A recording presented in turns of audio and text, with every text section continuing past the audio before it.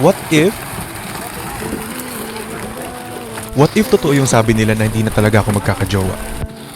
Pero para sa akin, ayos lang. Kasi, di ko naman minamadali yung love. Alam ko namang nandyan lang yung love eh.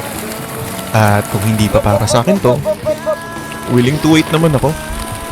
Hahayaan ko na lang na dumating si the one. Kaya sa ngayon, pipiliin ko muna yung sarili ko.